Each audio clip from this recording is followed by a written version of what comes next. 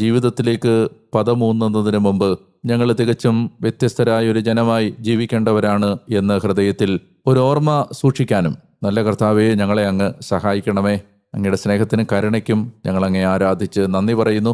ഇപ്പോൾ ഈ ശബ്ദം കേട്ടുകൊണ്ടിരിക്കുന്ന ഈ മകനെയും മകളെയും പ്രത്യേകമായ ഒരു സ്നേഹത്തിൻ്റെ വളരെ ചൂടേറിയ ഒരനുഭവത്താൽ അങ്ങ് സ്പർശിക്കണമേ, സുഖപ്പെടുത്തണമേ, ആശ്വസിപ്പിക്കണമേ, സമാധാനം കൊണ്ട് നിറയ്ക്കണമേ എന്ന് കർത്താവായ യേശുവിൻ്റെ നാമത്തിൽ ഞാൻ പ്രാർത്ഥിക്കുന്നു. പ്രിയപ്പെട്ടവരെ, ഈ പോഡ്കാസ്റ്റ് മറ്റുള്ളവരോട് പരിചയപ്പെടുത്താൻ ഒരിക്കൽ കൂടി ഞാൻ നിങ്ങളെ ഓർമ്മിപ്പിക്കുന്നു. നിങ്ങളിത് കേട്ടുകൊണ്ടിരിക്കുന്ന ഓഡിയോ പ്ലാറ്റ്ഫോം ഏതായാലും അത് സബ്സ്ക്രൈബ് ചെയ്താൽ നിങ്ങൾക്ക് മുടങ്ങാതെ വചനവായനയിൽ പങ്കെടുക്കാൻ കഴിയും. ഞാൻ ഡാനിയേലച്ചൻ.